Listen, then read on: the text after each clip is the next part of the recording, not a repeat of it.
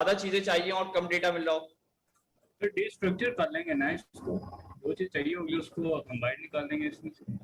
बिल्कुल ज़बरदस्त बात तो कही आपने कि मुझे जो चीज़ें चाहिए मैं उसको डीस्ट्रक्चर के थ्रू सारी चीज़ें बाहर निकाल दूंगा। परफेक्ट। लेकिन एक बात बताएं, क्या नेटवर्क से डेटा कम आएगा डीस्ट्रक्चरिंग करके? जी सर, नेटवर्क से तो उतना ही आएगा। नेटवर्क तो पूरा ही भेजेगा नेटवर्क सर। से उतना आएगा ना, बिल्कुल यही सवाल है। अब मुझे ये बताएं, जब नेटवर्क से कम डेटा आए या ज्यादा डेटा है, कोई फर्क पड़ेगा? सर पड़ेगा सर, वो टाइम ज्यादा ले सकता है अगर लोड कोई टाइम का ज्यादा फर्क बड़ी होगा एपीआई ना, हो। नेटवर्क से ज़्यादा डाटा आना हो तो लोड टाइम ज़्यादा लगेगा। बिल्कुल सही कहा आपने। तो आपकी एप्लीकेशन कैसी होनी चाहिए? फास्ट होनी चाहिए सर, फास्ट होनी चाहिए, क्यों? ताकि सर यूजर एक्सपीरियंस अच्छा रहे और उसे कोई फील ना हो कि एग्जैक्टली। दूसरा सर एप्लीकेशन भी जल्दी लोड। एक्चुअली अगर आप रियल लाइफ की बात करें तो अगर आप किसी एक वेबसाइट पे जाते हैं तो आपके पास कितना टाइम होता है? अगर आपने कोई एक लेट से रैंडम एक वेबसाइट खोली है, जैसे आप कुछ सर्च करते हैं और आप आइडियली सर 2 से 3 सेकंड में लोड हो जाए। 3 seconds। अगर उतनी देर में वो पेज लोड नहीं होता तो आप क्या करते हैं? सर बंद करें, अगले पे चलें। Exactly exactly. तो आपको जब यूजर कैप्चर करना होता है तो आपको इन सारी चीजों का ख्याल रखना है कि आपकी एप्लीकेशन बहुत फास्ट होनी चाहिए, कि एटलीस्ट, या फास्ट ना हो चले, हो सकता है डेटा आने में टाइम लगता हो, लेकिन इतना तो हो कि यूजर आपके साथ इंटरेक्ट रहे। ऐसा तो ना हो ना कि पूरा एक ब्लैंक पेज ओपन हुआ और उसमें लोडर घूम रहा है और यूजर इंतजार कर रहा है बैठा हुआ कि भाई अब खुलेगा खुलेगा खुलेगा। वो सर हम उसको शो करवा सकते हैं कि डाटा इज कमिंग या लोडिंग हो रहा है। हाँ, लेकिन वो आपकी अगर फर्स्ट टाइम वेबसाइट पे आ रहा है तो वो क्यों रुकेगा आपकी वेबसाइट पे? उसको क्या पता कि आपकी वेबसाइट से कितना अच्छा डेटा मुझे मिलेगा, है ना? मतलब गैदरिंग करने की बात है ना। अगर मैं अभी थोड़ी देर के लिए कहूँ कि अगर मैं फेसबुक की किसी पोस्ट पे क्लिक करूंगा तो मुझे पता है इस पोस्ट में क्या है, तो मैं थोड़ी देर रुकूंगा ना, अगर भले वो डेटा लोड होने में टाइम लगाएगा। ऐसा ही है।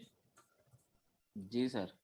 लेकिन ऐसी कोई वेबसाइट हो जिसके बारे में आपको नहीं पता और आप उस पर क्लिक करें और वो डेटा लोड होने में टाइम लगाएगा, तो आप क्या करेंगे? सर अगर एपीआई स्ट्रीमिंग है तो फिर स्ट्रीमिंग करके अगर डेटा लेके आ रहे तो? तरीके बहुत सारे हैं, लेकिन अभी हम GraphQL से रिलेट करने की कोशिश कर रहे हैं। ठीक है, असल में होता क्या है, देखिए दो चीजें हैं। पहले हम चलते हैं, थोड़ा सा डेफिनेशन पढ़ते हैं इसकी और फिर इसकी मैं डिटेल पे आता हूँ, क्योंकि डिटेल भी है। अगर आप कहेंगे तो एपीआई की डिटेल पता नहीं है तो फिर एपीआई की डिटेल से हम चलते जाएंगे, वरना तो डायरेक्ट बात।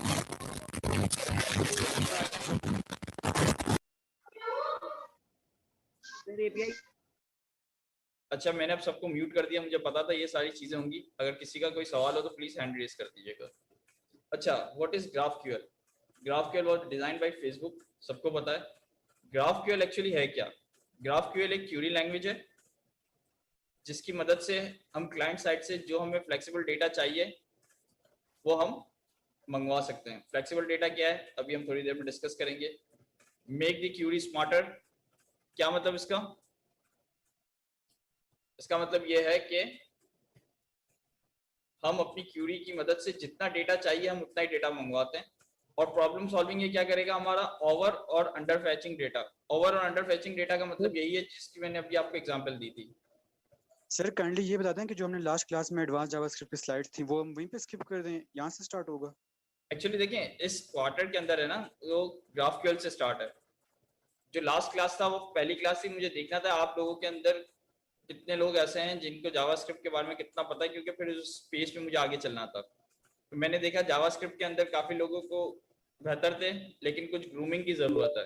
तो वो इंशाल्लाह ताला हम ग्रूमिंग इसी तरीके से करते रहेंगे कि साथ साथ हम रिएक्ट यूज करेंगे। तो आपकी जो रिएक्ट के कॉन्सेप्ट आप कह रहे थे जो कमजोर हैं, आप लोगों ने सिर्फ पढ़ाई है, तो वो रिएक्ट यूज हो जाएगी।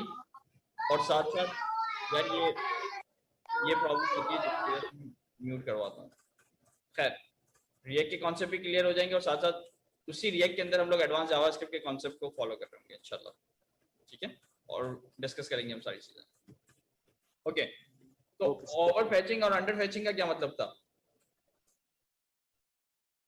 ओवर फैचिंग और अंडर फैचिंग का मतलब ये है डेटा का कि जब हमें डेटा कम चाहिए तो हमें ज्यादा मिल रहा है, और जब ज्यादा चाहिए तो फिर किसी टाइम पे हमें कम चाहिए होता है। तो ये ओवर और अंडर फैचिंग वाला मसला था।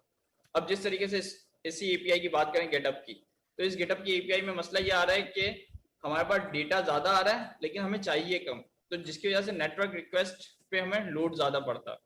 अभी तो ये सर, कि मैंने API अभी- क्या लोड पड़ेगा, लेकिन डेफिनेटली आपकी एप्लीकेशन में एक एपीआई नहीं होगी, मल्टीपल एपीआई होंगी। जी सर मैंने अभी ज्वाइन किया है, ये GraphQL जैसे हम MySQL होती है ये डेटाबेस के लिए।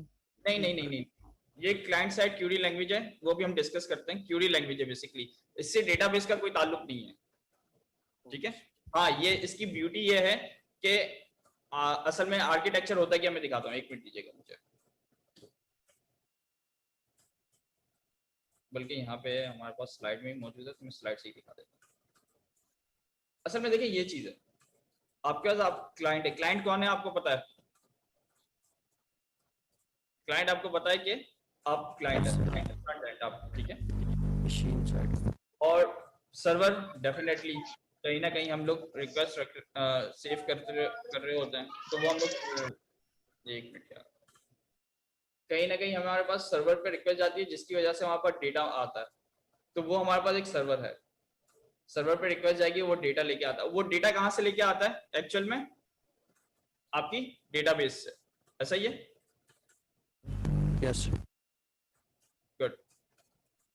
तो अब आप ये सोचिए कि GraphQL जो है ना, वो सर्वर और क्लाइंट के बीच में कहीं पे एग्जिस्ट करेगी। यानी डेफिनेटली क्लाइंट की GraphQL अलग है, सर्वर पे GraphQL अलग हैंडल करनी पड़ती है, वो एक अलग टॉपिक है। लेकिन वो समझ लें कि डेटाबेस से दूर है। अब डेटाबेस आपका कोई भी हो, आपने यहाँ पे MongoDB यूज किया हुआ है, या MySQL यूज किया हुआ है, या कोई और MS SQL यूज किया हुआ है, कोई भी डेटाबेस आपने यूज की हुई है, इससे आपको कोई फर्क नहीं पड़ेगा इंशाल्लाह। GraphQL क्यूरी लैंग्वेज है। अब डेटाबेस कोई भी हो बैक एंड पे, उससे कोई लेना देना नहीं है। क्लाइंट को पता है कि मुझे क्यूरी किस तरह करनी है, वो हम देखेंगे आज की डेट में क्यूरी वगैरह करके इंशाल्लाह हेलो वर्ल्ड हो जाएगा आज की डेट में, ठीक है। चले आगे चलते हैं। अब हम असल में देखिए बेसिक GraphQL की क्यूरी कुछ इस तरीके से लिखते हैं हम लोग। यूजर, हमने कहा यूजर ID 5, इसका क्या मतलब हुआ कि जिसकी ID 5 हो उसका क्या डेटा लेके आओ, नेम और उसकी वेबसाइट। अच्छा मुझे एक मिनट दीजिएगा, मैं आप लोगों को अनम्यूट कर दूं जिन्होंने रिक्वेस्ट की। एक क्वेश्चन है जी पूछिए। जैसे GraphQL है वो जावास्क्रिप्ट की लाइब्रेरी है, तो अगर एग्जांपल के तौर पे PHP पे API बनाई जा रही है, तो क्या उसमें ये यूज हो सकता है, या किसी भी API को बनाने में कुछ जो जगह दूसरी लैंग्वेज पे बनी हुई हो उसमें यूज हो सकती है? बिल्कुल बिल्कुल बिल्कुल, ये लैंग्वेज से कोई मसला नहीं, हर लैंग्वेज में है ये। PHP पे भी है, पाइथन पे भी है, जावास्क्रिप्ट पे भी है, कोई मसला नहीं है इसका। तो मतलब इन्होंने हर लैंग्वेज के लिए अवेलेबल रखा है, उसके लिए उसका यूज करना पड़ेगा। बिल्कुल। अच्छा सर, API क्लियर कर दीजिएगा, आप कह रहे थे शुरू में कि API मैं करता हूँ, ये देखें आगे स्लाइड्स हैं, आप मुझे थोड़ा सा टाइम दें, मैं आपको बल्कि स्लाइड्स का लिंक भी दे देता हूँ ताकि आप लोग खोल लें अपने पास। सर एक क्वेश्चन है, जी पूछिए। ये सर्वर टू सर्वर भी यूज हो सकता है या फिर सिर्फ क्लाइंट टू सर्वर ही यूज हो सकता है? सर्वर टू सर्वर भी यूज कर सकते हैं, वो भी हम करके दिखाऊंगा मैं आपको इंशाल्लाह, वो भी मतलब हमारे कोर्स के अंदर ही है। Thank you sir. अच्छा जी, ओके चले जी आगे चलते हैं। Sir I have a question. Sir ये जी, जो जी। आपने टियर का आर्किटेक्चर बताया कि एक साइड पे क्लाइंट साइड होता है, बिटवीन इन द सर्वर या GraphQL, और थर्ड चीज डेटाबेस। सर मुझे थोड़ी सी कंफ्यूजन है, देखिए ये मतलब जब सर्वर है, अगर डेटाबेस ही पड़े तो सर्वर हम अंदर क्यों लेके आते हैं इसको स्पेसिफिकली रिक्वेस्ट करने के लिए? असल में ना क्लाइंट डायरेक्ट डेटाबेस से बात नहीं कर सकता, ठीक है, ये रिस्ट्रिक्शन है। तो इसके लिए बीच में हमें कोई ना कोई एक लेयर चाहिए, तो वो लेयर हम लोग कहते हैं क्या, सर्वर। अच्छा सर, इसका जो फिजिकल आर्किटेक्चर होता है उसमें ये होता है कि सर्वर भी कंप्यूटर ही होते हैं ना, मतलब डेटाबेस हाँ, का हार्ड डिस्क वगैरह बिल्कुल बिल्कुल बिल्कुल बिल्कुल। डेटाबेस भी किसी सिस्टम में इंस्टॉल हुआ होगा, वो भी एक कंप्यूटर है। सर्वर भी किसी एक सिस्टम के ऊपर हम कॉन्फ़िगर करेंगे तो वो भी एक सिस्टम है। एज सच ऐसी कोई चीज नहीं है जो बिल्कुल ही अनोखी हो। सर्वर का मतलब ही सिस्टम होता है ना। ठीक है सर, दूसरी चीज सर मैंने ये पूछनी थी कि सर जब हम लिखते हैं जावास्क्रिप्ट फ्रंट एंड के लिए, सर MongoDB डेटाबेस होगी, सर Node.js तो रन टाइम एनवायरनमेंट, सर ये जो हम एक्सप्रेस लिख रहे होते हैं ये मतलब सर्वर की लैंग्वेज है? हाँ बिल्कुल, एक्सप्रेस सर्वर की लैंग्वेज है। इस पे मैं तो है जावास्क्रिप्ट नहीं ये भी सारी? अभी मैं इस पे, हाँ है जावास्क्रिप्ट में, अभी इस पे डिटेल में नहीं आऊंगा। इसका सिंपल सी एग्जांपल मैं ये दूंगा, ये कह सकते हैं ना ये Node.js का फ्रेमवर्क है। हाँ बिल्कुल ऐसा, ये मैं ये कह रहा हूँ। इसकी सिंपल सी एग्जांपल ये दूंगा, जैसे जावास्क्रिप्ट तो आप लोग यूज करते हैं ना क्लाइंट साइड पे, तो अभी हम लोगों ने कौन सी लैंग्वेज, अभी हमने कौन सी लाइब्रेरी यूज की है फ्रंट एंड के लिए? रिएक्ट। इसके अलावा क्या एंगुलर और व्यू मौजूद है? Yes sir. बिल्कुल। अगर मैं जावास्क्रिप्ट से कोर वेब एप्लीकेशन बनाने जाऊं पॉसिबल है, यस और नो? I think yes. है, तो है लेकिन रिएक्ट से much too बनाने का फायदा क्या complicated. हुआ? रिएक्ट से बनाने का फायदा क्या हुआ हमें? सर क्लाइंट साइड रेंडरिंग काफी इजी हो जाती है. बहुत फास्ट एप्लीकेशन हम डेवलप कर सकते हैं ना. अगर यही काम मैं सिर्फ जावास्क्रिप्ट की कोर लैंग्वेज जावास्क्रिप्ट को लेके यूज करूंगा तो मुझे ज्यादा काम करना पड़ेगा, ऐसा ही है. Yes sir. Same concept express के साथ भी है. जावास्क्रिप्ट सर्वर साइड पे भी चल रही है.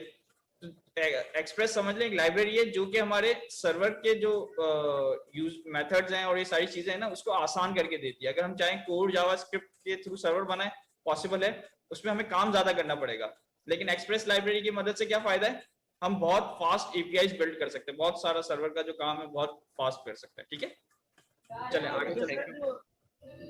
सर अगर कोई पोस्ट आती है कि मतलब हमें Node.js का डेवलपर चाहिए तो एक्सप्रेस अगर कोई किसी को ज्यादा आती हो तो वो अप्लाई कर सकता है उसमें? ठीक है, बिल्कुल बिल्कुल कर सकता है. Node.js का मतलब यही है कि वो कोड Node.js के ऊपर 100% कोई वो नहीं बना रहे होंगे सर्वर वगैरह, तो कोई ना कोई लाइब्रेरी यूज की हुई होगी उन्होंने. तो एक्सप्रेस मतलब Node.js का मतलब यही है कि एक्सप्रेस यूजुअली ये लोग यही समझते हैं कि हाँ एक्सप्रेस आता होगा इसको. अच्छा सर, जो जावास्क्रिप्ट के डेटाबेस के साथ एपीआई बनाई जाएगी वो नोड के साथ बनाई, नोड और एक्सप्रेस को यूज करते हुए बनाई जाएगी? जी बिल्कुल बिल्कुल. सर्वर साइड पे नोड और एक्सप्रेस यूज करेंगे और क्लाइंट साइड पे जावास्क्रिप्ट और रिएक्ट यूज करेंगे. ठीक है, तो अभी थर्ड क्वार्टर में हम लोग नोड और एक्सप्रेस पढ़ेंगे या फिर वो फोर्थ में होगी? नहीं नहीं, वो आई थिंक थर्ड में नहीं है, फोर्थ में. ठीक है सर, थैंक यू. अच्छा सर, जैसा आप GraphQL भी यूज कर रहे हैं तो सर Axios भी तो हम यूज कर रहे थे. तो आता हूँ वो सारी चीजें हैं अभी हम डिस्कस करते हैं. ठीक है, थोड़ा सा टाइम दें. अच्छा, तो क्लाइंट साइड से होती है रिक्वेस्ट और सर्वर उसको क्या करेगा, रिजॉल्व करके आपकी जो डेटा आपको चाहिए वो देगा. लाइक दिस, जैसे इसमें बताया हुआ है. हमने क्यूरी की, हमने रिक्वेस्ट की कि भाई यूजर ID 5 उसका नेम और वेबसाइट दे दो. तो सर्वर ने रिस्पॉन्स किया यूजर और उसका नेम ये है और वेबसाइट इसकी ये है. ठीक है सर, ये REST API का अल्टरनेट है. सर ये इस तरह है ना, हम जो डेटा आ रहा है वो हम GraphQL में एक्सेस कर रहे हैं. हाँ, GraphQL की क्यूरी की मदद से एक्सेस कर रहे हैं. ठीक है, जो डेटा आता है. अब हम देखेंगे, अब थोड़ा सा ये है कि आप लोगों को REST APIs अगर पता है तो वेरी गुड, नहीं पता तो फिर हम डिस्कस करते हुए आगे चले. क्या कहते हैं, मतलब ये कॉम्बिनेशन है REST APIs वर्सेस GraphQL. तो हम लोग ये देखना चाह रहे हैं कि डिस्कस करते हुए चले आगे या सबको पता है REST APIs के बारे में? नहीं पता, ज्यादा बेहतर है फिर करते हुए चलते. ये देखिए REST APIs versus GraphQL API. REST API में क्या होता है, हमारे पास मल्टीपल एंड पॉइंट्स होते हैं. मल्टीपल एंड पॉइंट्स के मतलब अगर मुझे यूजर का डेटा चाहिए तो उसका एक एंड पॉइंट अलग होगा. मुझे यूजर की क्लास का डेटा चाहिए तो लेट से हम लोग अलग एंड पॉइंट बनाएंगे.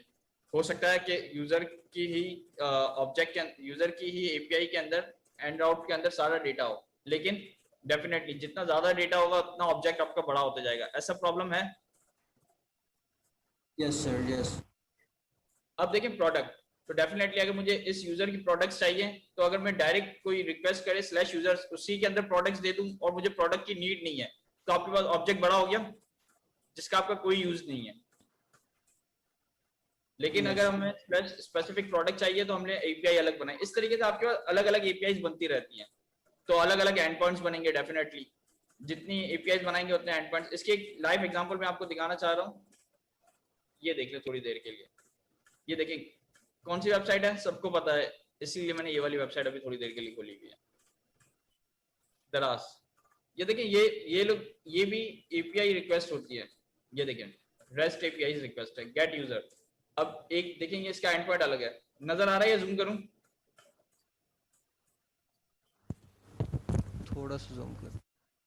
ठीक है, अब ये देखिए काउंट की एपीआई अलग है. यानी देखिए आपके पास सारे एंड पॉइंट्स अलग हैं. इसको एंड पॉइंट कहते हैं जिसपे आप एंड पॉइंट है जिसपे आप रिक्वेस्ट करने जा रहे हैं, एपीआई हम जिसे कहते हैं. ठीक है, तो ये देखें रीसेंट ऑर्डर्स, ये भी एक एपीआई है. तो ये देखें अभी आपके सामने 3 एपीआई नजर आ गई आपको. गेट कॉन्टेक्ट इन्फो, ये चौथी एपीआई. तो ये उनका डेटा आ रहा है, व्हाटएवर जो भी डेटा आ रहा है, अभी हमें इसके डेटा से लेना देना नहीं है. अभी हमारा जो कॉन्सेप्ट क्लियर करना है वो एंड पॉइंट्स है. तो ये देखिए ये हमारे पास मल्टीपल एंड पॉइंट्स है. तो डेफिनेटली इस वेबसाइट के अंदर और भी एंड पॉइंट्स होंगे जिसकी मदद से ये सारा डेटा आ रहा होगा और ये लोग रेंडर कर रहे हैं, बहुत सारी चीजें। तो अब देखिए सारे एंड पॉइंट्स अलग अलग है और एंड पॉइंट्स का डेटा अलग अलग आ रहा है। अभी इसमें सिर्फ 3 प्रॉपर्टीज आ रही हैं। अगर मुझे चाहिए एक और प्रॉपर्टी ऐड करना तो मैं क्या करूंगा? मतलब एक यूजर है, आप क्लाइंट है, आप कह रहे हो कि यार मुझे ये फ्रंट एंड पे इसकी एक और प्रॉपर्टी को एक्सेस करना है, तो आप क्या करेंगे इसके लिए? रिक्वेस्ट भेजेंगे। बिल्कुल सही कहा आपने, रिक्वेस्ट भेजेंगे उसके लिए। तो जब हम उसके लिए रिक्वेस्ट भेजेंगे तो क्या ये फौरन हो जाएगा या इट टेक्स टाइम? पहली बात जी, सर्वर पे प्रोसेस होगा ना सर? हाँ एग्जैक्टली, ये प्रोसेस है ना पूरा का पूरा, क्योंकि आप रिक्वेस्ट करेंगे सर्वर वाले बंदे को, सर्वर वाला बंदा इसके अंदर एक और प्रॉपर्टी ऐड करेगा और उसके बाद फिर वो डेवलप में एक दफा चेक करेगा डिप्लॉय करके, और उसके बाद फिर वो प्रोडक्शन में लेके आएगा। ऐसा ही होता है, साइकिल यही है ना? Yes sir. It takes time.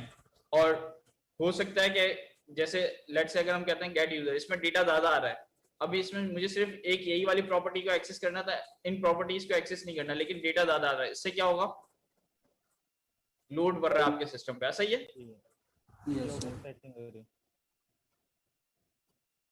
ठीक है, चलें ये बात तो क्लियर हो गई आप लोगों को थोड़ा बहुत। अब देखिए ये देखें, हर रिक्वेस्ट है ना थोड़ा थोड़ा टाइम ले रही है। क्यों टाइम ले रही है, कोई बताएगा ये मुझे? ये हमने पढ़ा था, ए सिंक को एक रिक्वेस्ट होगी तो उसके बाद दूसरी आएगी फिर। नहीं वो तो ठीक है ये, लेकिन मैं कह रहा हूँ कि एक रिक्वेस्ट देखे कुछ ना कुछ टाइम लेती है ना।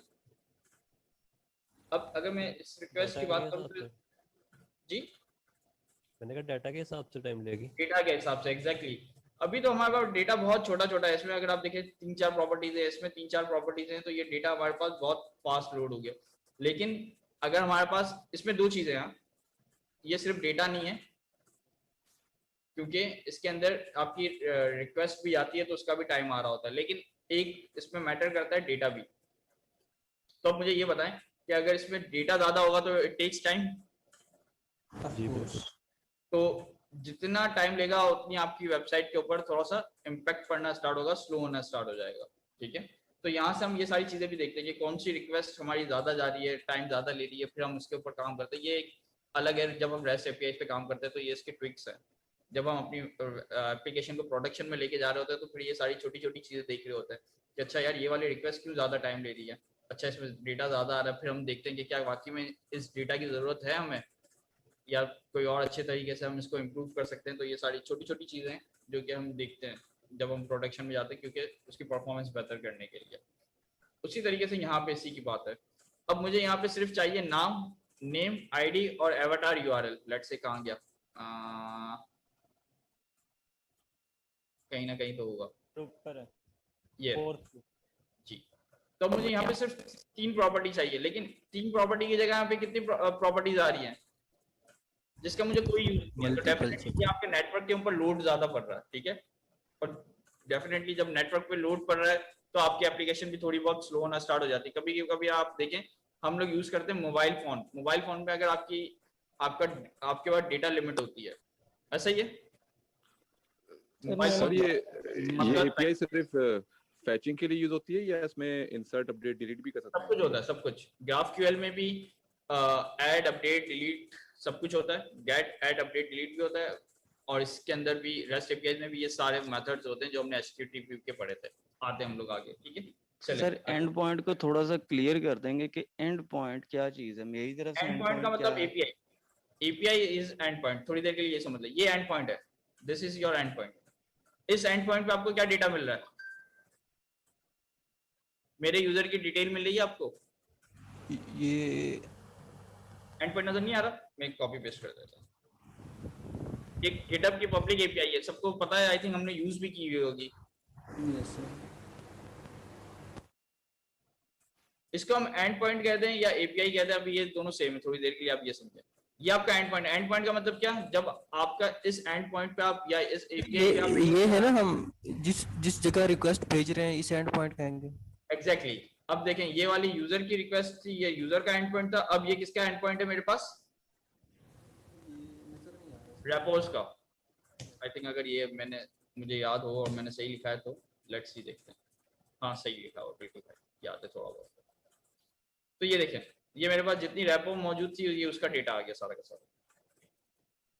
असल में ये मैंने कोई प्लगइन यूज किया हुआ है, तो जिसकी वजह से ये आपको फॉर्मेटेड नजर आ रहा है, वरना आपको डेटा कुछ इस तरीके से नजर आता है। ठीक है, well, ये जेसन पार्सर आई थिंक। हाँ ऐसा ही कुछ है, मुझे याद नहीं है, कोई फॉर्मेटर है जो मैंने एड ऑन यूज किया हुआ है क्रोम के अंदर। तो चलें, तो ये एंड पॉइंट थे। आपके पास यूजर का एंड पॉइंट था जिसमें यूजर की डिटेल आ रही थी, आपके पास रेपोज का एंड पॉइंट था जिसमें रेपो की डिटेल आ रही थी। ठीक है, गुड हो गया। तो ये एंड पॉइंट और एपीआई की चीज है। आगे चलते हैं थोड़ा सा। अब हमेशा ये डेटा एक्सचेंज, अब ग्राफक्यूएल के अंदर क्या होता है, हमारे पास सिर्फ और सिर्फ कितने एंड पॉइंट होते हैं? एक। बड़े मजे की चीज है। अब आप लोग कहेंगे कि यार इसका एंड पॉइंट एक है, तो फिर इतना सारा डेटा हम किस तरीके से मंगवाएंगे? वो डेटा मंगवाने का मकसद ही है क्यूरी। ग्राफक्यूएल की क्यूरी ही हमारे पास ऐसी चीज है जिसकी मदद से हम अपना स्पेसिफिक डेटा मंगवाते हैं। ठीक है, 1 सेकंड, हम एक्सप्रेस से रिक्वेस्ट भेजेंगे, डेटाबेस से डाटा आ जाएगा, जो डाटा आएगा उसे ग्राफक्यूएल इंटरप्रेट करेगी फिर। एग्जैक्टली ऐसा ही है कुछ। अभी हम देखते हैं इसको किस तरीके से। तो अभी हम लोग बात पूछना चाह रहा हूँ सर कि हमारे पास एक Node.js भी बैकएंड लैंग्वेज है, ग्राफक्यूएल भी सर बैकएंड लैंग्वेज है। नहीं, ग्राफक्यूएल बैकएंड लैंग्वेज नहीं है, सिर्फ फ्रंट लैंग्वेज भी है और बैकएंड लैंग्वेज भी है, दोनों है। सर मैं इस चीज को समझ नहीं पा रहा कि हम जो है ये क्वार्टर तो बैकएंड का नहीं है सर, तो ग्राफक्यूएल में कैसे हेल्प करता है सर, ये नहीं पता लग रहा। ठीक है, अभी तो मैं आपको थ्योरी पढ़ा रहा हूँ ना, इसके बाद मैं इसकी लाइव एग्जांपल दिखाऊंगा, आपको 2 मिनट में सारी चीजें समझ में आ जाएगी। असल में देखें, ये एज अ पेयर कॉम्बिनेशन है। ग्राफक्यूएल अगर सर्वर पे इंप्लीमेंटेड होगा तो आप क्लाइंट साइड से ग्राफक्यूएल की क्यूरी कर सकते हैं। अगर सर्वर पे ग्राफक्यूएल इंप्लीमेंटेड नहीं होगा तो आप क्लाइंट साइड से ग्राफक्यूएल की क्यूरी नहीं कर सकते। ये बात समझ में आती है आपको? सिंपल सी, ठीक है ना। अब क्यूरी कैसे होती है, डेटा कैसे आता है, वही तो हमें पढ़ना है अभी, वही अभी हम देखेंगे इंशाल्लाह ताला। तो जिस तरीके से हमारे पास रेस्ट एपीआईज के अंदर मल्टीपल एंड पॉइंट्स होते हैं, उसी तरीके से ग्राफक्यूएल के वहां हमारे पास एक सिंगल एंड पॉइंट होता है। अब सिंगल एंड पॉइंट से हम सारा डेटा किस तरह मंगवाते हैं वो देखेंगे इंशाल्लाह। जो सारा डेटा आएगा किस तरह के होते हैं? सॉरी, मल्टीपल एंड पॉइंट्स जो है रेस्ट एपीआई में लिखा है मल्टीपल एंड पॉइंट्स हैं, वो किस तरह के होते हैं? एक ही एपीआई पे आपको बहुत सारा डाटा मिल रहा होता है। नहीं, अलग अलग एपीआईज बनानी पड़ती हैं। जैसे ये देखें, गेट कॉन्टेक्ट इन्फो, बल्कि इसको देखें ना, अभी हमने ये डिस्कस किया था ना, गेटअप की एपीआई। अब ये देखें, एक एपीआई है किसके लिए? यूजर का डेटा लेने के लिए। एक दूसरा एंड पॉइंट है जो कि क्या करेगा? रेपोज लेके आएगा। इस तरीके से ये देखें, ये दूसरे भी एंड पॉइंट्स यहाँ पे मौजूद है ना। मतलब GitHub जो है वो रेस्ट एपीआई यूज कर रहा है। एग्जैक्टली। इसके बाद ग्राफक्यूएल भी है और रेस्ट एपीआईज भी हैं। ये इन्होंने पब्लिक दी हुई है। अगर आप अपने एप्लीकेशन के अंदर GitHub की पब्लिक एपीआईज को एक्सेस करना चाहते हैं तो आप इस तरीके से कर सकते हैं। क्या इस तरीके से पॉसिबल है कि मैं एक टेक्स्ट बॉक्स बनाऊं और उसमें लिखूंगी यूजर नेम और मैं कहूँ गेट डेटा, और एक एपीआई की मदद से, इस वाली एपीआई की मदद से यहाँ पे जो भी यूजर नेम यूजर लिखे, कोई एक अपना यूजर नेम बताए जल्दी से गेटअप का, चैट पे लिख के जल्दी से। चैट प्लीज जल्दी। ठीक है, बस मिल गया मुझे। अब ये देखें, अगर आप समझे, आप किसी ने टेक्स्ट बॉक्स में डेटा लिखा और उस टेक्स्ट बॉक्स के अंदर आपने कहा गेट डेटा, तो आपने एक एपीआई हिट की और उस एपीआई हिट से ये सारा डेटा आपके पास आ गया और आप अपनी रिएक्ट की एप्लीकेशन के अंदर ये सारा डेटा उसका शो कर सकते हैं। पॉसिबल है वैसे ये जो मैं कह रहा हूँ? इजीली सर, बहुत इजीली ना। तो इसके लिए एंड पॉइंट है ना कि आपके पास यूजर का एंड पॉइंट मौजूद है। अगर मुझे इसके फॉलोअर्स चाहिए तो ये फॉलोअर का एंड पॉइंट मौजूद है, ये इसकी सब्सक्रिप्शन का एंड पॉइंट मौजूद है। तो देखिए, ये सारे एंड पॉइंट्स अलग अलग मिल रहे हैं आपको। ये एक अलग एंड पॉइंट है, ठीक हो गया। ठीक है। अब ये एक और एंड पॉइंट इसमें एपीआई है। पूछना चाहता हूँ कि उनके पास एक एपीआई थी कि पहले यूजर नेम लिखें तो आपको यूजर का डेटा वो 32 पॉइंट्स आपको मिल रहे हैं। फिर हमने फॉलोअर्स पे क्लिक किया तो वो बेसिकली उन्होंने एक एंड पॉइंट को तोड़ के डिफरेंट निकाले कि अगर उसको सिर्फ यूजर का डेटा चाहिए, उसके या फॉलोअर्स का डेटा चाहिए या उसकी किसी और चीज का डेटा चाहिए, उन्होंने उसको तोड़ के रखा हुआ है, उन्होंने उसको शॉर्ट बनाया हुआ है। तो अब ग्राफक्यूएल के अंदर अब हम लेट्स सपोज मैं फॉलोअर्स का उसका एक एंड पॉइंट को लेके उसमें से कोई स्पेसिफिक डेटा निकाल रहा हूँ, ठीक है, या मैं उसके यूजर नेम के अगेंस्ट उसके बीच में से कोई स्पेसिफिक डेटा निकाल रहा हूँ, तो सर हम ये तो नहीं ना कह सकते कि ये ओनली वन एंड पॉइंट है। हम तो कभी कोई एंड पॉइंट यूज कर रहे हैं, कभी कोई एंड पॉइंट यूज कर रहे हैं, कभी कोई एंड पॉइंट यूज कर रहे हैं। यही तो आपको समझाना चाह रहा हूँ। ये आप REST APIs की बात बिल्कुल आपने सही कही कि उन्होंने अपनी चीजों को मुख्तलिफ एंड पॉइंट्स में तोड़ा हुआ है कि जहां से आपको स्पेसिफिक जो डेटा चाहिए आप ले सकते हैं। बिल्कुल सही कहा आपने। लेकिन GraphQL के केस में ऐसा नहीं है। GraphQL के केस में हमें सिर्फ और सिर्फ एक ही मिलेगा जो कि /GraphQL की रिक्वेस्ट होगी, और इसी को यूज करते हुए मैं मल्टीपल डेटा मंगवाऊंगा। कैसे, वही तो हमें आज सीखना है। ठीक है, जिस तरीके से। और एक और चीज, REST APIs के अंदर हमारे पास कितने मेथड्स मौजूद होते हैं? दो सर, दो। पोस्ट का, गेट का। गेट का होता है, मेथड। पोस्ट का होता है, पोस्ट का होता है, और डिलीट का होता है। ये तो याद पता है ना सबको मेथड्स? जी सर, जी सर। अब मजे की बात है कि GraphQL के अंदर सिर्फ और सिर्फ हमारे पास एक ही रिक्वेस्ट होती है। किसकी रिक्वेस्ट होती है? पोस्ट की। अब ये कुछ चीजें ऐसी हैं कि आप लोग सोच रहे होंगे कि यार ये कैसे हो सकता है। वही तो हम पढ़ने के लिए बैठे हुए हैं, वही अभी हम डिस्कस करेंगे। ठीक है, थोड़ी देर में। अच्छा, अब ये दोनों डेटा एक्सचेंज किस में करेंगे हमारे साथ? कौन सा फॉर्मेट होगा? जेसन। REST APIs भी हम यूज करते हैं तो हमारे पास ऑब्जेक्ट या एरे आ रही होती है जेसन फॉर्मेट। उसी तरीके से GraphQL भी हमें जेसन फॉर्मेट देता है। हाँ, किसी और फॉर्मेट में भी हम डेटा मंगवा सकते हैं, लेकिन वो अभी हमारे लिए जरूरी नहीं है। ठीक है, और वही कि सर्वर साइड लैंग्वेज कोई भी हो सकती है। ऐसा भी हो सकता है कि आपका सर्वर GraphQL पे PHP पे लिखा हुआ है, आप React से GraphQL की क्यूरी करके डेटा मंगवा रहे हो जावास्क्रिप्ट से। क्या ये पॉसिबल है? यस सर, बिल्कुल पॉसिबल है, क्योंकि जहां पे भी GraphQL इंप्लीमेंटेड है आपको वो GraphQL क्लाइंट साइड पे यूज कर सकते हैं। अब वो सर्वर किसी पे भी हो सकता है, Node.js हो सकता है, PHP हो सकता है, Python हो सकता है, व्हाटएवर सो। ठीक है, स्टेटलेस, क्योंकि इसकी स्टेट कोई नहीं होती इसलिए ये स्टेटलेस है। अब ये देखें, URL driven versus Curie language. देखते ही मेरा माउस तंग लग रहा है। ठीक है, REST API में ये आपने रिक्वेस्ट की, पोस्ट की, आपने पाथ बताया कि /user पे ले आओ और बॉडी में आपने दे दिया मैक्स, तो ये आपका डेटा लेके आ जाएगा कंटेन करते हुए। लेकिन GraphQL के अंदर क्या होता है, ये दोनों चीजें फिक्स्ड हैं। पोस्ट होगी और फिक्स्ड पाथ होगा /GraphQL। इसमें हम करते हैं क्यूरीज, और क्यूरी के अंदर हम सारी चीजें हम लोग अपनी यूज कर रहे होते हैं, व्हाटएवर जो आप यूज करना चाहते हैं। यानी हमें डेटा मंगवाना है या व्हाटएवर डेटा सेव करना है, ये सारी चीजें हम लोग करते हैं क्यूरी के अंदर काम। क्यूरी किस तरीके से लिखेंगे वही आज हमें सीखना है, तो वो भी हम डिस्कस करेंगे। REST API का API GraphQL की API का भी दिखा दें अगर आपने GitHub का REST API का। हाँ, GitHub का ही दिखाएंगे हम लोग। हमारे पास कोर्स के अंदर ही है। आप मुझे अगर थोड़ा टाइम दें ताकि मैं थोड़ी सी स्लाइड को फॉलो करते हुए चलूं, या एक दफा दिखा दूं पहले आप लोगों को हेलो वर्ल्ड। जैसे आपकी मर्जी सर। अगर आप लोग थोड़ा वेट करें तो थोड़ी सी स्लाइड कंप्लीट हो जाए ताकि आप लोगों के पास नॉलेज आ जाए, फिर इसको यूज करेंगे तो मजा आएगा। अगर मैं स्लाइड कर लें। हाँ, क्योंकि आधी स्लाइड छोड़ के हेलो वर्ल्ड करूंगा तो और फिर वापस आऊंगा तो कंफ्यूजन क्रिएट हो जाएगी। अच्छा, अब देखें REST APIs के अंदर का आर्किटेक्चर हमारे पास क्या होता है। क्लाइंट रिक्वेस्ट करेगा सर्वर पे, सर्वर पे जो रिक्वेस्ट जाएगी वो कौन सी रिक्वेस्ट जाती है? पोस्ट की, पुट की, गेट की और डिलीट की। ठीक है, और ये इसकी मल्टीपल एंड पॉइंट्स होते हैं। सर्वर पे रिक्वेस्ट जाएगी, वो फिर जेसन में डेटा आएगा और फिर REST APIs में हम लोग काम करते हैं। जबकि और ये REST API के मेथड्स आपको पता है, get, post, put, delete. Patch क्या होता है, किसी को पता है वैसे? सर जी भी अपडेट के लिए यूज होता है।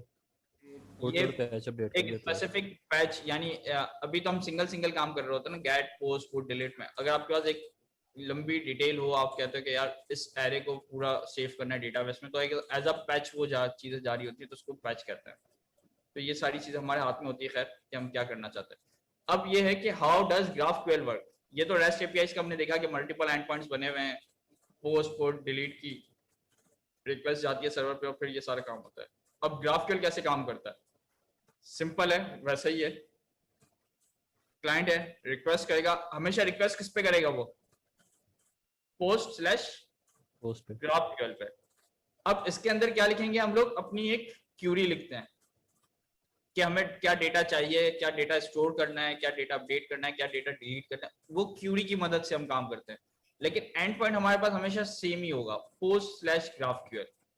उसकी रिक्वेस्ट सर्वर पे जाएगी, सर्वर पे भी GraphQL इम्प्लीमेंटेड होगा, तो GraphQL को पता है कि अच्छा ये वाली क्यूरी आई है और इस क्यूरी के बिहाफ में मुझे क्या करना है, वो GraphQL बताएगा। लेकिन ये काम हम बहुत इजीली करेंगे क्लाइंट साइड से, ठीक है। सर अगर ये हमारे पास जैसे सिंगल एंड पॉइंट है तो सर अगर यही डाउन हो जाएगा तो फिर सर वो मल्टीपल एपीआई वाला वो ज्यादा बेहतर नहीं है? दोस्त अगर आप उसको दूसरे सेंस से सोचें कि GraphQL किसी सर्वर पे इम्प्लीमेंटेड हुआ है, सर्वर डाउन होगा तो GraphQL डाउन होगा, ऐसा ही है जी, ठीक है। एंड पॉइंट्स की बात करें, एंड पॉइंट्स किसी सर्वर पे डिप्लॉय हुआ है तो सर्वर डाउन होगा तो सारे एंड पॉइंट्स वो हो जाएंगे डिस्ट्रॉय, रिस्पॉन्स ही नहीं करेंगे वो भी। तो बात घूम फिर के तो एक ही है ना, तो ये तो मेक श्योर आपको करना होता है ना सर्वर के ऊपर प्रोटेक्शन की बात, कि मेक श्योर ये करना है कि आपका सर्वर 24/7 चलता हो।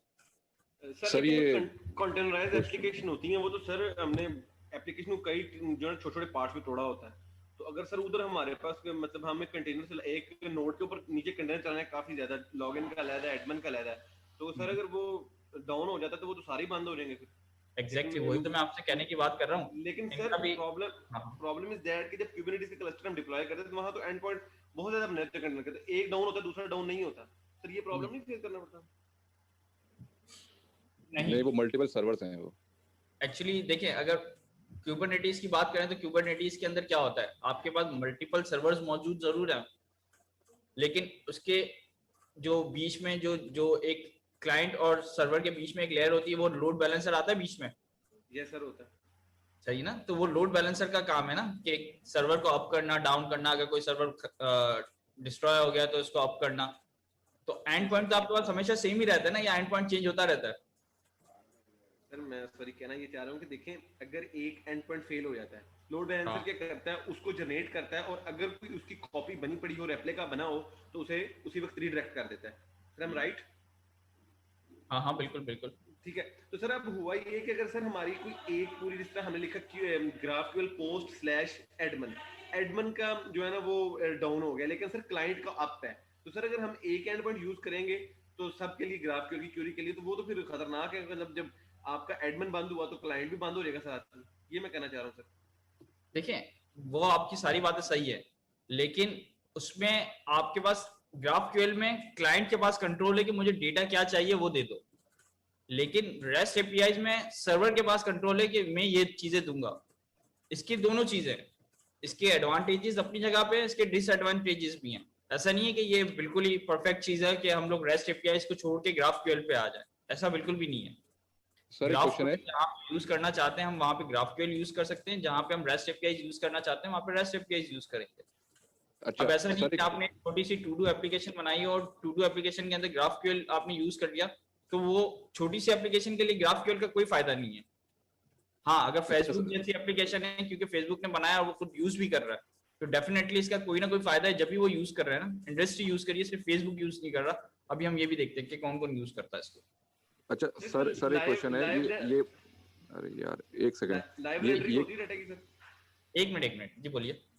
जी मैं बोल रहा हूँ कि जो पोस्ट की रिक्वेस्ट है, तो हर रिक्वेस्ट तो पोस्ट होती है, उसमें बॉडी में डेटा जाता है रिक्वेस्ट में, तो वो डिफरेंशिएट कैसे करते हैं कि ये इंसर्ट की रिक्वेस्ट है कि गेट की रिक्वेस्ट है? ये अभी हम ये क्यूरी लिखने का तरीका है, ये हम बताएंगे क्यूरी लिखते हुए। जिस तरीके से अभी ये वाली क्यूरी देखेंगे, एग्जांपल दी हुई है, हम यहाँ पे क्या कौन सी टाइप की क्यूरी कर रहे हैं? ऑपरेशन टाइप क्या है इसकी? Post query.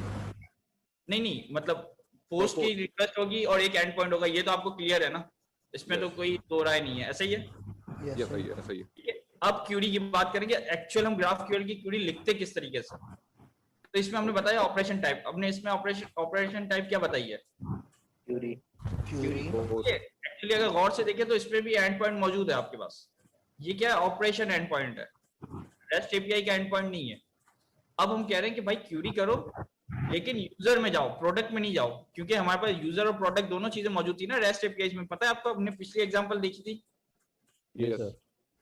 अब हम कह रहे हैं कि भाई क्यूरी करो लेकिन यूजर में जाओ और उसका मुझे क्या क्या चाहिए? नेम और उसकी एज। ठीक है, अब देखें अगर मुझे प्रोडक्ट चाहिए तो फिर मैं क्या करूंगा? यहाँ पे लिखूंगा प्रोडक्ट और उसमें लिख दूंगा नेम एंड प्राइस। पॉसिबल है? अब देखें आपने स्पेसिफिक बताया उसको, ऐसा नहीं है, जादू नहीं है कि आपने सारी चीजें खुद से आ रही है। यहाँ पे हम क्यूरी लैंग्वेज की मदद से बताएंगे सामने सर्वर को कि हमें क्या चाहिए। हम बताएंगे कि यार क्यूरी करनी है यूजर के ऊपर, और यूजर में से मुझे चाहिए नेम और उसकी एज। और उसी तरीके से अगर मुझे करनी होगी प्रोडक्ट के ऊपर, तो मैं कहूंगा कि यार मुझे प्रोडक्ट नेम और उसकी प्राइस दे दो। अब मतलब सर इसमें भी एंड पॉइंट होगा? बिल्कुल एंड पॉइंट होगा, लेकिन ये क्यूरी के अंदर हम बताएंगे, एक्चुअल एंड पॉइंट नहीं होगा। बैकएंड पे एंड पॉइंट ही बन रहा है, मतलब बैकएंड पे वैसे तो सर ये बेसिकली हमारे पैरामीटर्स की बेस पे इंटेलिजेंटली पैरामीटर की बेस पे, बिल्कुल यही समझ लो आप, क्यूरी की मदद से। पैरामीटर मैं इधर कहूंगा कि ग्राफक्यूएल की क्यूरी की मदद से। सर आपकी बात से मैं ये समझा अभी तक कि हमारे पास रेस्ट एपीआई में बहुत ज़्यादा एंड पॉइंट्स थे, और वो कहता था कि भाई मेरे पास ये आपको मैं यही दूंगा, इससे ज़्यादा और इससे कम नहीं दूंगा। Exactly. लेकिन इसमें ये है कि हमारे पास डिफरेंट रेस्ट एपीआई पड़ी हैं, हम जिसको चाहें कहें कि यार इसमें से इतना सा डाटा उठा के मुझे दे दो। परफेक्ट यही है, बिल्कुल क्लाइंट साइड पे कंट्रोल आ गया। लेट्स सपोज अगर मुझे मेरी एप्लीकेशन का लेट्स सपोज एक ही एंड पॉइंट रखा है, मैंने कोई रेस्ट एपीआई को यूज करके उसको डिफरेंट नहीं तोड़ा हुआ, और मेरे पास एक बहुत बड़ा सा ऑब्जेक्ट है जिसके अंदर यूजर्स भी हैं और उसके अंदर ऑब्जेक्ट्स हैं और इसमें प्रोडक्ट्स भी हैं। तो अगर मैं उस तरह का सिंपल एक यूज करूंगा तो ग्राफक्यूएल यूज करूंगा तो वो सर्वर पे लोड बहुत ज्यादा पड़ जाएगा, उसको बहुत ज्यादा प्रोसेसिंग करनी पड़ेगी। तो इसका मतलब ये है कि हमें रेस्ट एपीआई और ग्राफक्यूएल का कॉम्बिनेशन यूज करना चाहिए। बिल्कुल सही कहा आप। डिपेंड करता है एप्लीकेशंस के हवाले से, ठीक है। मैंने फिर पहले भी वही कहा, ऐसा नहीं है कि हम कंप्लीटली ग्राफक्यूएल की तरफ स्विच हो जाए, या हम ऐसा नहीं है कि हम कंप्लीटली रेस्ट एपीआईज की तरफ स्विच हो जाए। ये कॉम्बिनेशन भी हो सकता है और एज पर योर एप्लीकेशन भी हो सकता है। मतलब आपकी एप्लीकेशन की डिमांड क्या है, आपकी एप्लीकेशन का यूजेज क्या है। अब आपकी एप्लीकेशन का यूजेज है सिर्फ एक सिंपल सा डेटा सेव करना, लेट्स से डेटा एंट्री वाला काम है, तो उसके लिए अगर मैं इतनी बड़ी ग्राफक्यूएल वाला पूरा प्रोसीजर यूज करूं तो मेरे लिए फजूल है। इसके लिए तो रेस्ट एपीआई अच्छा है कि यार मुझे सिर्फ डेटा ही सेव करना है ना, एक एंड पॉइंट मौजूद है, सिर्फ डेटा सेव होता है। तो डिपेंड करता है, बहुत सारी चीजें एप्लीकेशन पे एप्लीकेशन चीजें वेरी करती है। सर ये डेटा होता ना ओपन डेटा, तो उसमें भी हम लोग क्वेरी भेजते थे ओपन डेटा ओ डेटा में। सर आपको कहना था सर हमने रेस्ट एपीआई नहीं पढ़ी हुई, तो सर आप जो गेट पोस्ट और इस तरह के जो मेथड्स बता रहे हैं सर उनको थोड़ा थोड़ा अगर आप डिफाइन भी कर दें तो हमारे लिए आसानी हो जाएगी। ये देखें, अभी ये जो मैंने आपको एपीआई की रिक्वेस्ट बताई थी, ये वाली गेटअप की, आप मुझे थोड़ी देर के लिए बताएं ब्राउजर से जो हम एपीआई, मैंने अगर ये ब्राउजर से एपीआई हिट की है तो ये कौन सी रिक्वेस्ट हो सकती है, कौन सा मेथड हो सकता है? गेट 100% गेट का ही होगा, क्योंकि पोस्ट की रिक्वेस्ट मैं इस तरीके से नहीं कर सकता।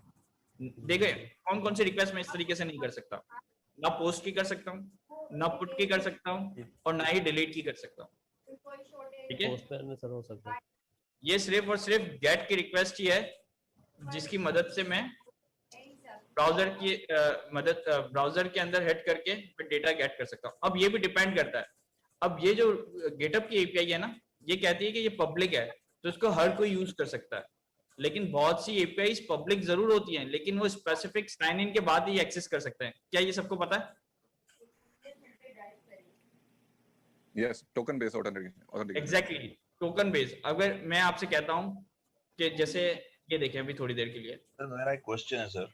जी सर क्वेश्चन ये है कि क्या ग्राफक्यूएल जो क्लाइंट पे बना हुआ है वो ठीक है वो रेस्ट एपीआई के डेटा को उठा सकता है?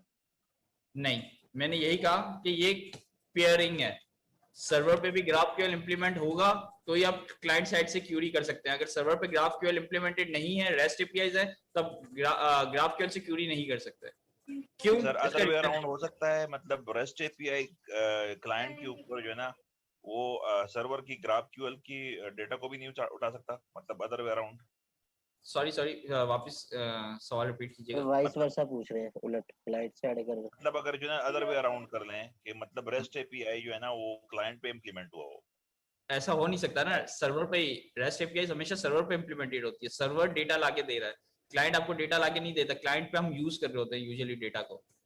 नहीं सर मैं कह रहा हूँ कि अगर सर्वर पे जो है ना क्लाइंट पे हम रेस्ट एपीआई की रिक्वेस्ट करें, हाँ, और वो ग्राफक्यूएल में बना हो तो भी जो नहीं, ऐसा भी नहीं होगा, ऐसा भी नहीं होगा, नहीं ऐसा भी वाइस वर्सा नहीं होगा कि आप उसको एज अ ग्राफक्यूएल के बगैर उसको यूज कर सके ना, वो ग्राफक्यूएल की मदद से। हमें क्लाइंट को एक डेटा सेव करवाना है सर्वर पे, तो वो GraphQL कर सकता है? कर सकता है बिल्कुल, सारे काम जो REST APIs आपके सारे काम करिए वो GraphQL की मदद से हम सारे काम करेंगे। अच्छा अब आगे चले थोड़ा सा। अच्छा सर आपसे रिक्वेस्ट करनी थी कि सबको अनम्यूट कर दें, अब हम ना डिफॉल्ट में म्यूट रहते हैं, इस तरह अगर आप जो है ना बड़ी प्रॉब्लम होती है सर। मैं भी आप लोगों से यही रिक्वेस्ट करना चाहता हूँ कि आप लोग है ना खुद अपने आप को म्यूट करके अनम्यूट कर लिया करें जब बोल रहा हूँ।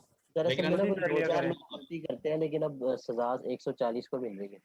लेकिन यार वो एक छोटा सा क्वेश्चन सर, एक और जी आपसे रिक्वेस्ट है कि आप काइंडली अनम्यूट कर दें, हम खुद सर अगर आप जो है ना हमें प्रैक्टिकली दोनों ही बता दें, दोनों ही समझा दें, REST API का और GraphQL का एक छोटा प्रोग्राम हेलो वर्ल्ड का, तो वो बिल्कुल ऐसा ही है, बिल्कुल ऐसा ही है। आप मुझे सिर्फ दे, मैं आपको कोड भी दूंगा सारा, लेकिन आप मुझे थोड़ा सा आगे चल लेते हैं। ठीक, sure go ahead sir. Sir एक चीज बता दीजिएगा, हमारा सर व्हाट्सएप ग्रुप कोई ऑफिशियल इस क्लास का बना है? ये ऑफिशियल क्लास का तो नहीं है, ये अनऑफिशियली है जिसमें सारे इसी क्लास के मेंबर्स होंगे, ताकि हम इसको इसी बेस के ऊपर चलते हैं तो सबको पता हो कि हम किस लेवल पे हैं, तो अगर कोई भी सवाल करेगा तो उसको जवाब भी मिल रहे होंगे। सर वो उसका लिंक अगर सर शेयर करवा दें। मैं करवा देता हूँ, मैं वापस करवा देता हूँ, मैंने चैट में किया हुआ, अगर कोई प्लीज अगर वापस दे दे तो बेहतर हो जाएगा। Thank you. अच्छा जी, इसके एडवांटेजेस वही वाली जो अभी हमने डिस्कस की थोड़ी देर के लिए, no over fetching, no under fetching, ठीक है। एपीआई के डिफरेंट वर्जन्स मौजूद नहीं होते हमारे पास, क्योंकि जब हम एपीआई की बात करते हैं तो हो सकता है कि वर्जन 1 वर्जनिंग होती है यूजुअली एपीआई के अंदर, कि डेटा जब ज़्यादा आ रहा होता है या डेटा चेंज हो जाता है तो हम वर्जन 2 कर लेते हैं। पुरानी एपीआईज को हम यूज़ में रखने के लिए वर्जन चेंज कर रहे होते हैं, तो वर्जन 1 में कुछ और डेटा मिल रहा होता है, वर्जन 2 में कुछ और डेटा मिल रहा होता है, तो इस तरीके से डिपेंड करता है। तो अब ये इसमें भी प्रॉब्लम है ना, अगर प्रॉब्लम के हवाले से सोचें तो एक में मुझे दीजिएगा, पहले मैं सबके लोअर हैंड कर दूं ताकि मुझे पता चले कि किसी का कोई सवाल है तो फिर सिर्फ स्पेसिफिक वही आए।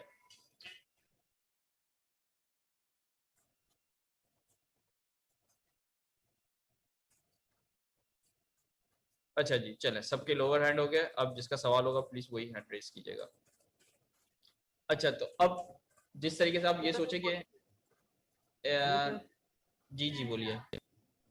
जी सर, जैसे कि आपने बताया कि वो अलग अलग एपीआई जो बन रही हैं उनका अलग अलग एंड पॉइंट बन रहा है एक काम के लिए, तो वो सारी की सारी एक ही जगह पे हो जाएंगी, तो जो ऑब्जेक्ट है वो बहुत बड़ा नहीं हो जाएगा अगर सारे के सारे अलग अलग, असल में एंड पॉइंट अलग है तो आपके पास रिक्वेस्ट भी अलग ही आ रही होगी। जिस तरीके से अभी थोड़ी देर के लिए ये सोचे ये वर्जन 1 की रिक्वेस्ट है, ठीक है, अब इसमें आ गया वर्जन 2, थोड़ी देर के लिए हम अभी ये सपोज करते हैं, और वर्जन 2 में कुछ और एक्स्ट्रा डेटा आ रहा है, ठीक है, कोई नई चीज इंप्लीमेंट हुई है या कुछ और एक्स्ट्रा डेटा आ रहा है तो हम उसको वर्जन 2 कह देते हैं। तो अब ये बताएं कि जो पहले वर्जन 1 यूज करते थे तो क्या वो वाली एपीआई बंद हो जानी चाहिए या वो चलती रहनी चाहिए, क्योंकि दूसरे लोग तो यूज कर रहे होंगे ना, 100% तो ऐसा नहीं है कि सारे वर्जन 2 पे डायरेक्ट शिफ्ट हो जाए। जी सर, तो ये वही वाला कॉन्सेप्ट है, इसीलिए वर्जन 2 लोग इंट्रोड्यूस करते हैं कि एक एपीआई में कुछ चीजें चेंज होती हैं तो वो वर्जन 2 इंट्रोड्यूस कर देते हैं, ठीक है। तो वेल चलें आगे चलते हैं थोड़ा सा, और वही इसीलिए ये टाइप सिस्टम होता है। जैसे जावास्क्रिप्ट आप लोगों को पता है कि वो टाइप सिस्टम नहीं है, टाइप सिस्टम से मतलब कि जावास्क्रिप्ट डायनेमिक लैंग्वेज है, तो किसी भी वक्त हम नंबर दे देते हैं, स्ट्रिंग दे देते हैं, एरे दे देते हैं, ऑब्जेक्ट दे देते हैं, लेकिन जब हम ग्राफक्यूएल की क्यूरी लिखेंगे तो वो टाइप लैंग्वेज है। टाइप लैंग्वेज में क्या मतलब कि हम उसको स्पेसिफिक बताएंगे कि अगर ये वेरिएबल आ रहा है तो ये स्ट्रिंग होगा, ये नंबर होगा, इंटीजर होगा, व्हाटएवर जो भी होगा, ठीक है। इसकी डॉक्यूमेंट ऑटोमेटिक डिफाइन हो जाती है, वो हम देखेंगे कि डॉक्यूमेंट इसके सेल्फ डॉक्यूमेंटिंग किस तरह होती है। आप तो खुद स्पेसिफिक डॉक्यूमेंटिंग नहीं कर रहे होंगे, लेकिन ग्राफक्यूएल की मदद से अगर आप ग्राफक्यूएल को यूज करेंगे सर्वर साइड पे तो बिल्कुल वेल डिफाइंड डॉक्यूमेंटेशन बना के दे रहा होता है, किस तरीके से वो भी हम देखेंगे इंशाल्लाह। अच्छा, इसका डिसएडवांटेजेस, एक मिनट ये कंप्लीट कर लूं फिर आपके सवाल लेता हूँ।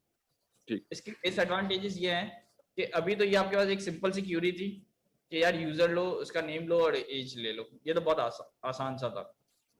अगर इसके अंदर बहुत कॉम्प्लेक्स आ जाए, यूजर के प्रोडक्ट्स के अंदर उसके ऑर्डर्स के अंदर और ऑर्डर, तो आपको क्यूरी लिखना बहुत मुश्किल हो जाती है।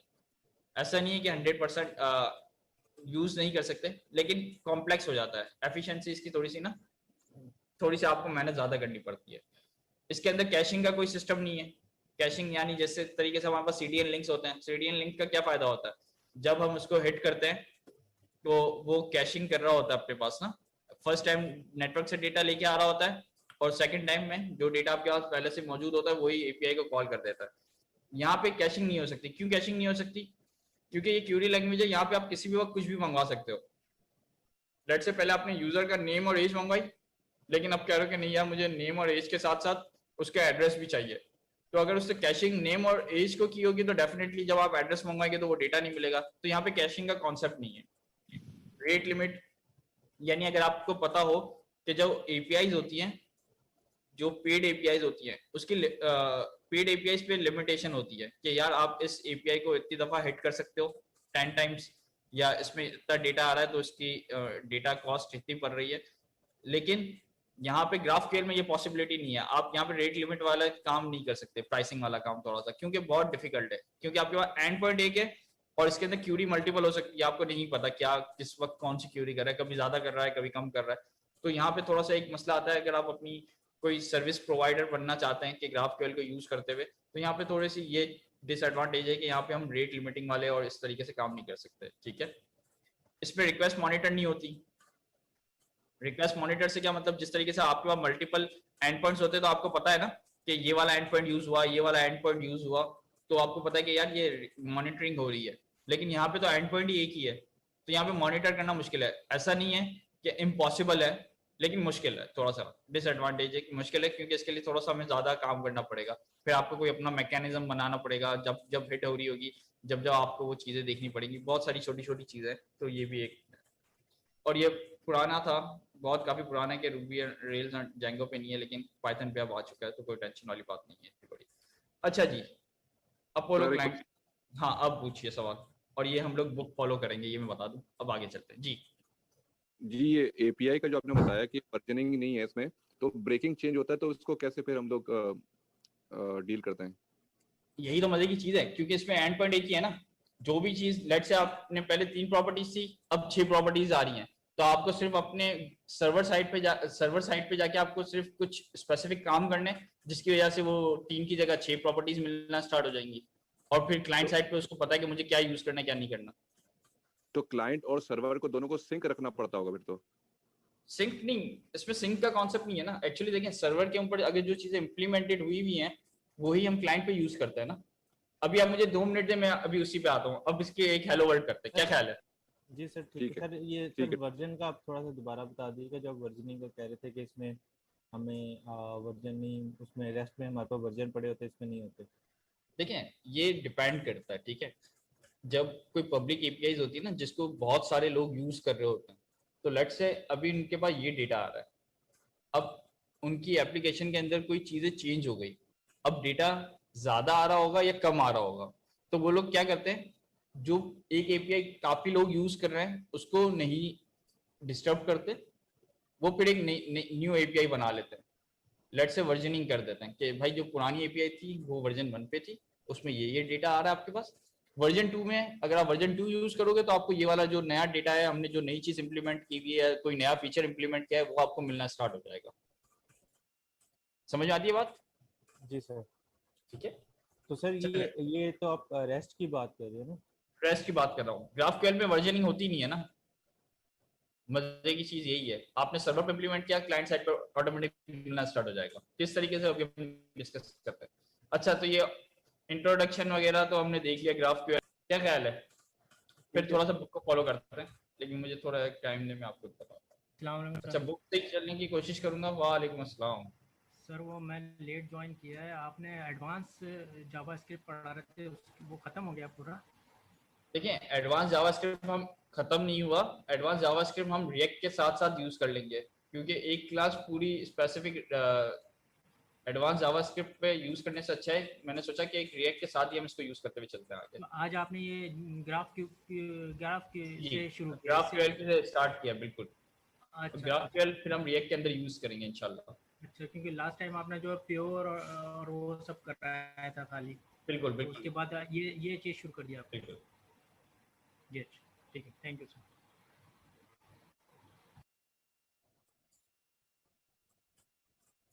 मैं एक्चुअली बुक से चलना चाह रहा हूँ, वरना मैं डायरेक्ट लिंक तो खोल लूँ लेकिन कोई फ़ायदा नहीं होगा, फिर आपको बुक यूज़ करना मुश्किल हो जाएगी।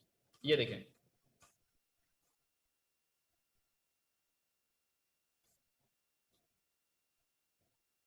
आपने स्पेसिफिक थोड़ी देर के लिए देखा कुछ एक वर्जन लिखा हुआ आया था, किसी ने नोट किया?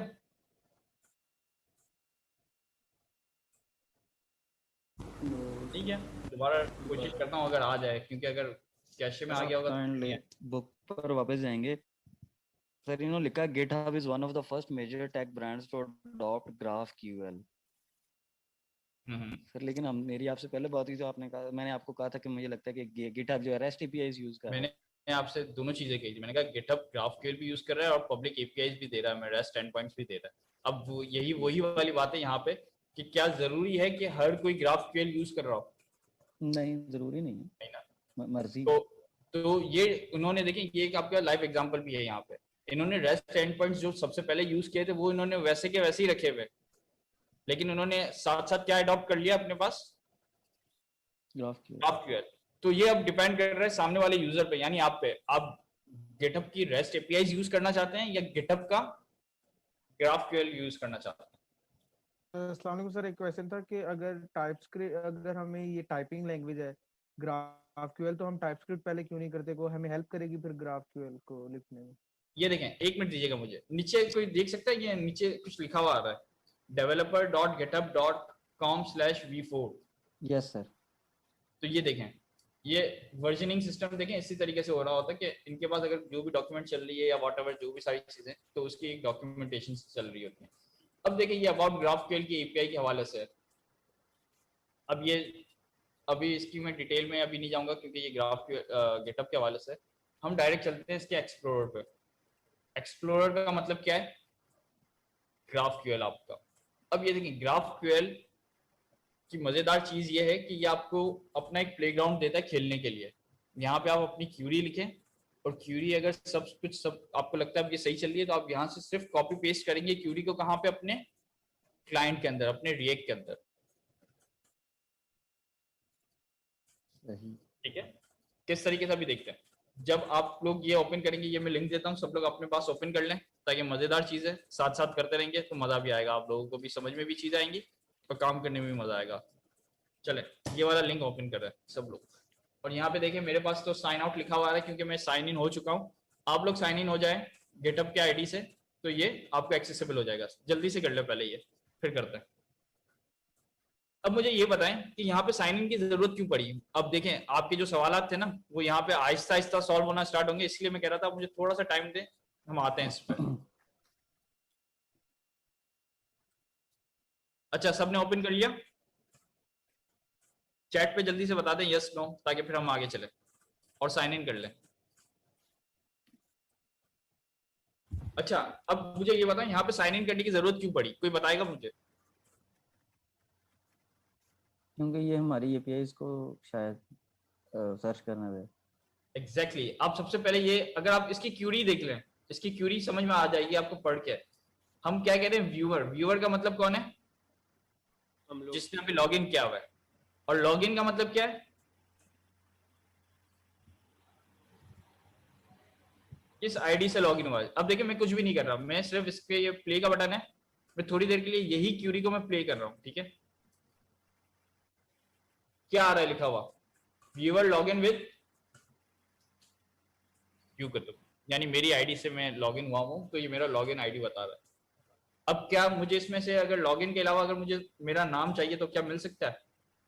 ये देखें, मजे की बात ये है कि अगर आप यहाँ पे एंटर करके लिखना शुरू होंगे ना, तो ये देखें ये सब आप कुछ बता रहा है, ये इंटेलिजेंस दे रहा है, ये टाइप की मदद से दे रहा है। अगर ये टाइप नहीं होता तो आपको यहाँ पे इंटेलिजेंस नहीं मिलती। फॉर द टाइमिंग अभी ये देखते हैं नेम, जो आप हमें पता है कि हाँ यार मुझे नेम लेना है, एंटर हो जाए यार। इसके बाद एवेटार URL, सबको पता है कि एवेटार URL होता है, API में मौजूद था हमारे पास। और क्या था हमारे पास API में मौजूद? कहाँ गई API? कंपनी। ठीक है, कहाँ गया? सर ये एक्चुअलाइजेशन GitHub को क्लिक करना है? हाँ करना है, बिल्कुल करना पड़ेगा आपको। अब देखिए, जो जो मुझे डेटा चाहिए मैं वो मंगवा रहा हूँ। मैंने कहा मुझे नाम चाहिए, अपना नाम दे दिया, एवेटार URL दे दिया, कंपनी का नाम दे दिया मुझे इसने। इंटरेस्टिंग है। मुझे सिर्फ कंपनी का नाम चाहिए तो मैंने सिर्फ कंपनी का नाम ले लिया। क्या ये REST API से पॉसिबल था? इतना आसान? Oh sir magic sir, it's a magic. जिन लोगों ने यूज की हुई है रेस्ट एपीआई उनको पता लग रहा होगा मैजिक हो रहा है। मैं यही समझाने की कोशिश करूँ। देखिए ये रेस्ट एपीआई इन्होंने दी हुई है, मैं इसको एंटर करूंगा तो ये मुझे पूरा ऑब्जेक्ट देगा, मुझे जो चीज यूज करनी है नहीं करनी सारी चीजें दे दी इसने। लेकिन स्पेसिफिक जो मुझे चीज यूज करनी है मैं GraphQL की मदद से जो मुझे चीजें चाहिए वो मैं यूज कर सकता हूँ। लाइक मुझे कंपनी का यूज करना है और मुझे अपना नेम यूज करना है तो ये अगर मुझे एवाटार यूज करना है तो एवाटार एंड सो ऑन, बहुत सारी चीजें वो भी हम आगे जाके पढ़ते हैं। लेकिन ये देखिए इसकी लाइव एग्जांपल है आपके सामने। अब आपका सवाल है कि यार ये व्यूअर कैसे पता चला कि ये व्यूअर क्या है? सर अगेन ये डेटाबेस एक्सेस कर रहे हैं। एग्जैक्टली ये सारी चीजें गिटहब ने अपने पास इंप्लीमेंट की हुई है तो वो उन्होंने लाइव भी दी हुई है।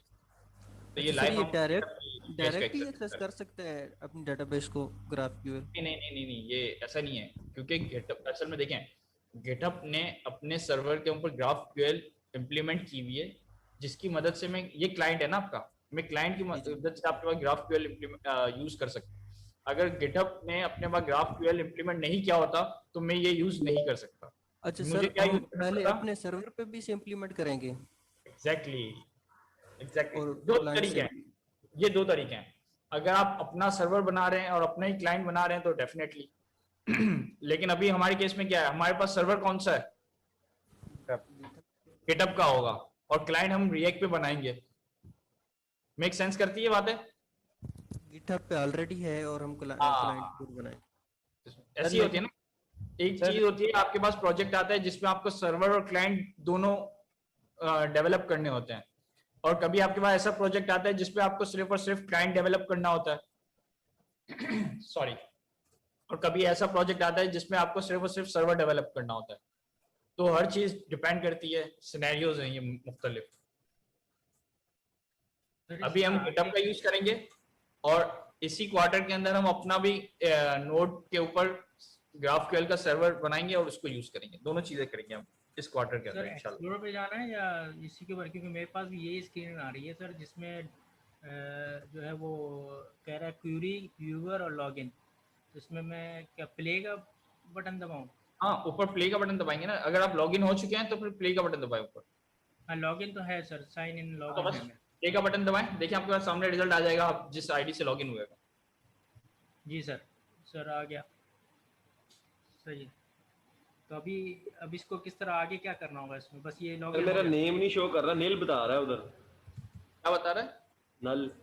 तो जरूरी नहीं है कि वो आपने एवेटार यूआरएल देखें और दूसरी प्रॉपर्टीज यूज करके देखें। जरूरी मुझे नहीं पता कि आपने नेम सेट किया हुआ है, नहीं मैंने सेट किया हुआ है तो इसलिए दिखा रहा है। यूजुअली आई थिंक डिस्क्रिप्शन होता है या नहीं होता, आई डोंट नो।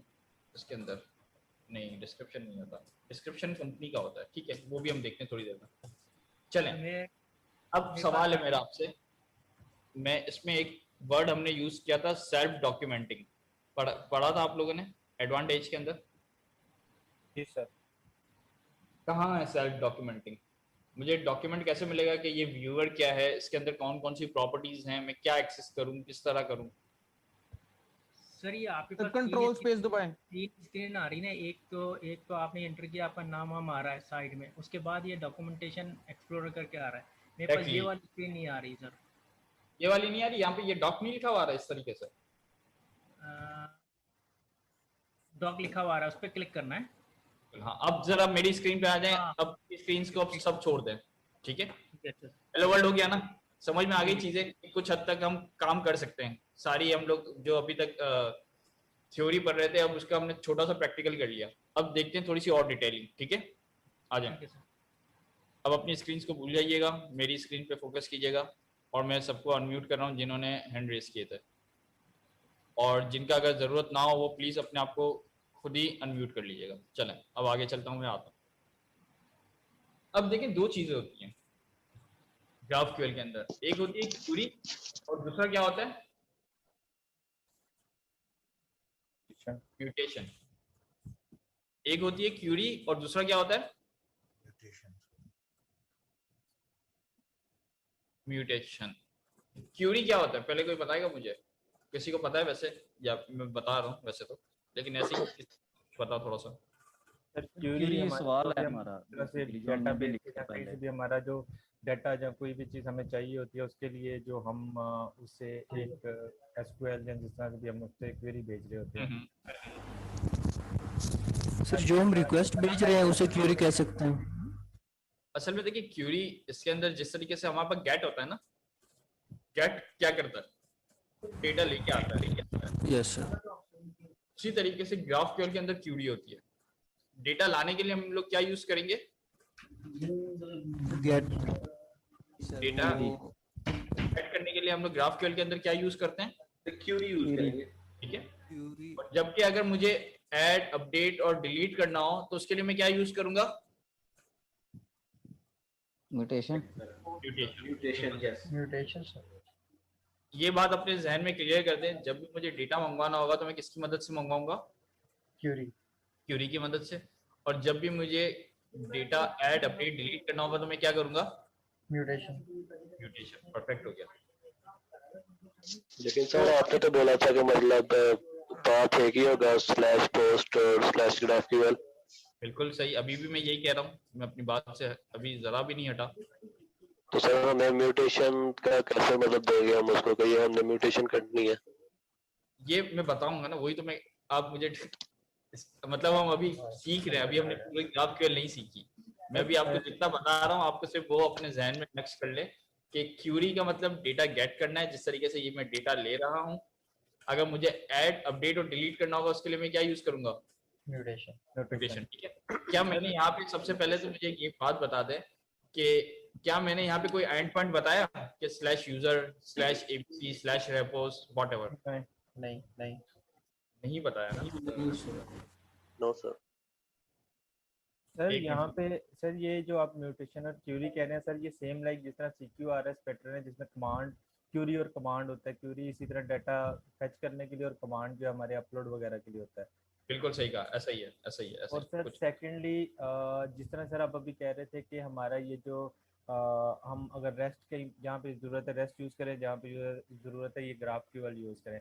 सर उसके लिए फिर हमें बैकएंड पे एक ही चीज़ के लिए दो इम्प्लीमेंटेशन, जैसे अगर मैं कहता हूँ कि मुझे कुछ सिनेरियोज में उसके ग्राफक्यूएल चाहिए लेकिन कहीं पे मुझे रेस्ट का भी चाहिए, पूरा वो ऑब्जेक्ट भी चाहिए, तो मैं दो इम्प्लीमेंटेशन करूँगा।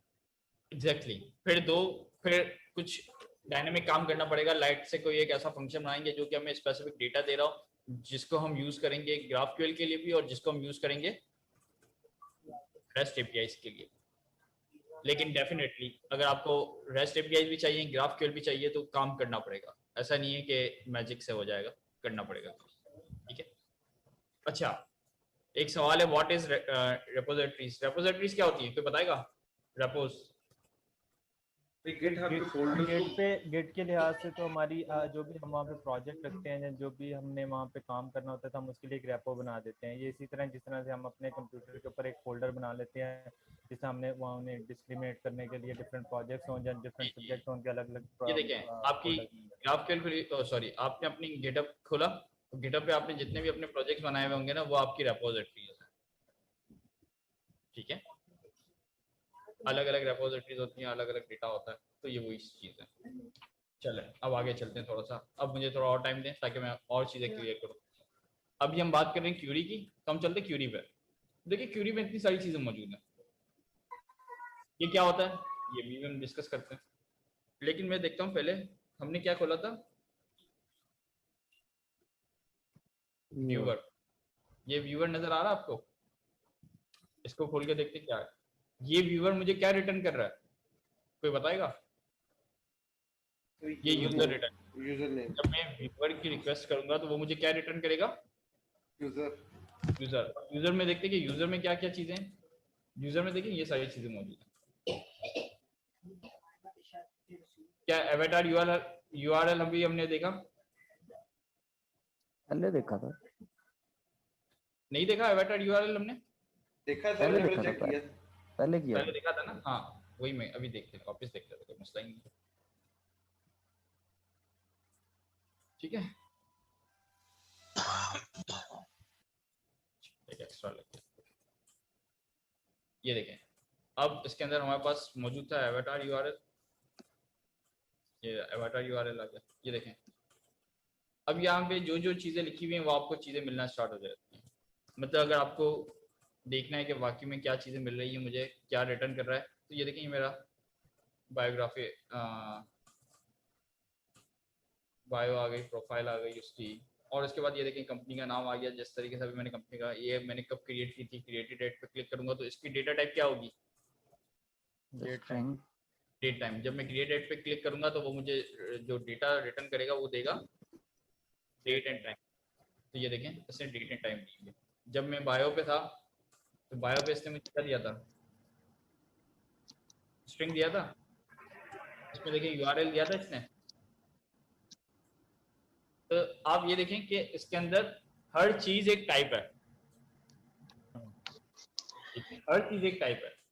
तो यहाँ से आपको पता चल जाती है कि आपको कौन कौन सी फील्ड चाहिए। अब जैसे ईमेल है, मैंने अभी तक ईमेल नहीं मंगवाई, लेट से मुझे ईमेल भी चाहिए, मैंने ईमेल मंगवा ली, ये देखें ईमेल आ गई, इसकी टाइप स्ट्रिंग है। इस तरीके से फॉलोवर्स हैं आपके एंड वॉट एवर, ये सारी चीज़ें आपके पास मौजूद है। बहुत सारी चीज़ें देख लीजिएगा आप लोग अपने यूज़ करके। अब जब मैं ये इश्यूज मंगवाऊंगा तो अब देखिए मैंने यहाँ पे एक रेपोजिटरी